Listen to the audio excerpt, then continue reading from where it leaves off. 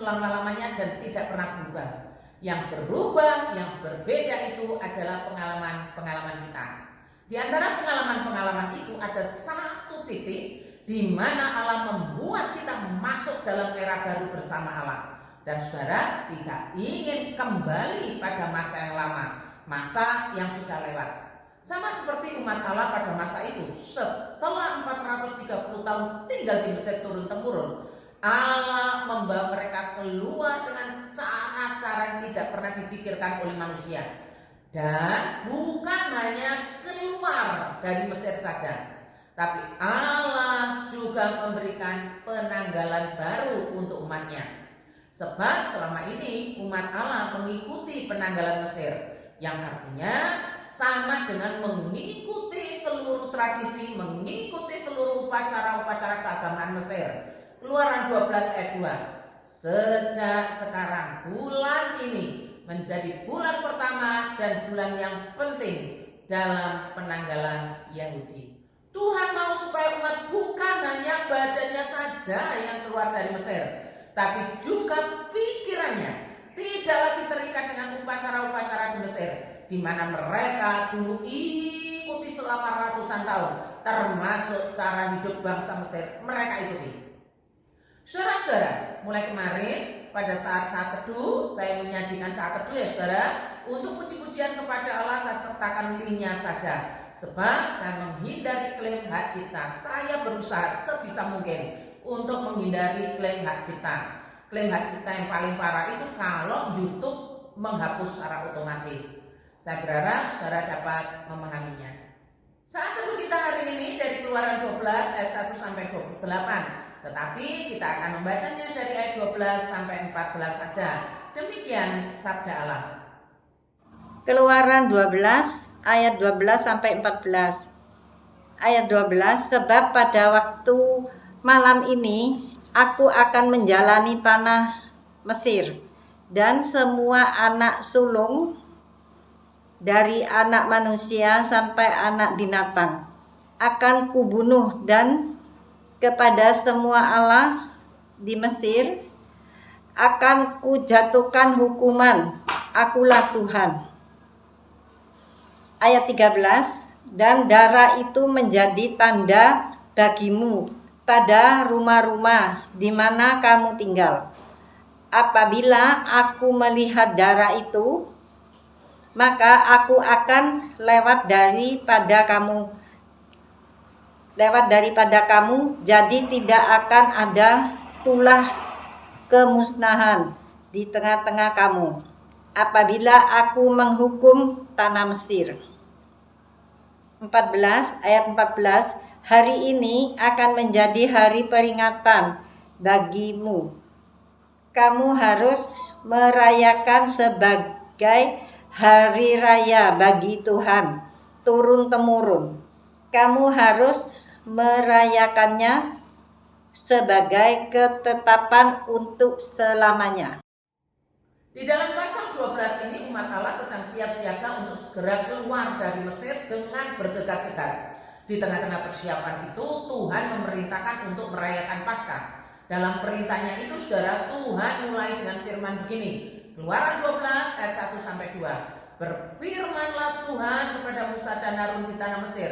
Bulan inilah akan menjadi permulaan segala bulan bagimu. Itu akan jadi bulan pertama bagimu tiap-tiap tahun.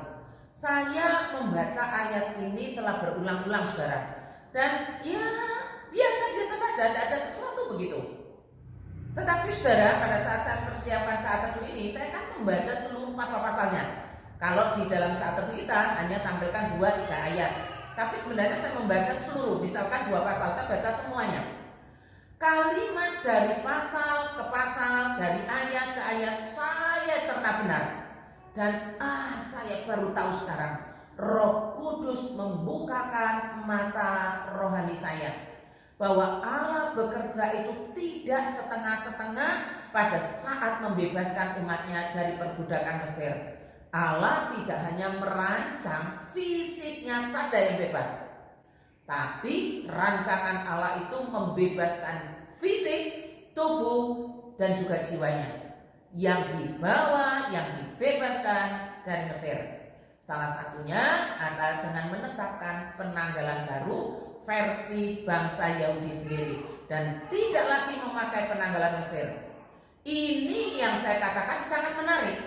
Di samping perintah untuk memperingati Paskah yang dulunya nggak kepikirnya itu justru baru sekarang. Dalam hati saya ngomong begini ya saudara kepada Tuhan, kok saya baru hari ini ya Tuhan. Tapi ya saya harus berkata puji Tuhan masih diberikan pengertian. Tidak setengah-setengahnya pembebasan yang Allah kerjakan bagi umatnya itu sebenarnya ada dua saudara. Baik tentang kalender yang baru yang sedang dibuat untuk umatnya, juga tentang Paskah.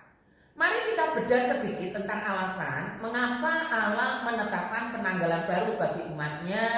Bagi kita yang hidup di Indonesia yang memang sudah majemuk dari segala suku, ras, dan agama, barangkali kita tidak terlalu kaget dengan adanya berbagai macam hari raya. Hari raya keagamaan maksudnya. Paling-paling ya kita ingat bahwa liburnya bertambah banyak. Itu kalau di Indonesia. Tetapi pada zaman Mesir kuno saudara, penanggalan atau kalender itu merupakan tanda atau penentu bagi mereka yang hidup di dalam kekuasaan Mesir untuk melakukan upacara-upacara, melakukan ritual-ritual dewa-dewi Mesir. Itu maksudnya. Dengan peristiwa yang selalu berulang setiap tahunnya, apalagi sepanjang tahun selalu ada ritual-ritual tertentu, maka orang akan gampang mengingat. Ditambah lagi bangsa Israel kan hidup 430 tahun di Mesir, lama sekali, ratusan tahun. Ritual-ritual itu otomatis melekat dalam pikiran mereka, keturunan mereka. Karena apa? Dilakukan berulang, dan berulang.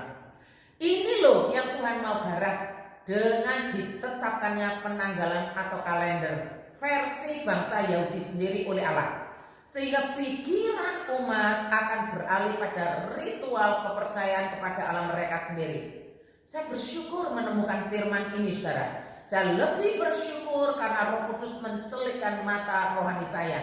Saya merefleksi begini, iya ya, gak ada gunanya kalau yang dibebaskan itu cuma badannya doang. Soal kepercayaan itu atau soal iman itu kan soal pikiran dan hati. Makanya Allah mengubahnya dengan memberikan kalendernya sendiri. Benar-benar hikmat Allah dinyatakan dengan sangat luar biasa. Puji Tuhan. Lalu yang kedua saudara adalah ditetapkan aturan begini tentang Paskah. Nah ini salah satunya ya. Ini salah satu saja saya bacakan. Keluaran 12 ayat 14. Hari ini akan menjadi peringatan bagimu. Kamu harus merayakannya sebagai hari raya bagi Tuhan. Turun temurun. Nah ini ketetapan baru zaman itu ya saudara. Kamu harus merayakannya sebagai ketetapan untuk selama-lamanya. Turun temurun dan selama-lamanya. Nah ini kan cara Allah menanamkan benih kepercayaan baru yang dilakukan turun temurun dan selama-lamanya, sehingga akan menggantikan pikiran umat yang terlanjur nyantol pada paham kepercayaan Mesir, ritual Mesir, dewa-dewi Mesir. Itu caranya Allah. Pada masa itu kan belum diberikan firman tertulis saudara ya. Jadi Allah membentuk pikiran umat tentang Allahnya itu dengan ritual Paskah.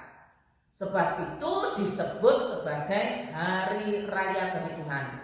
Semoga berkat firman-Nya turun atas saudara-saudara dan dicelikkan mata rohani kita.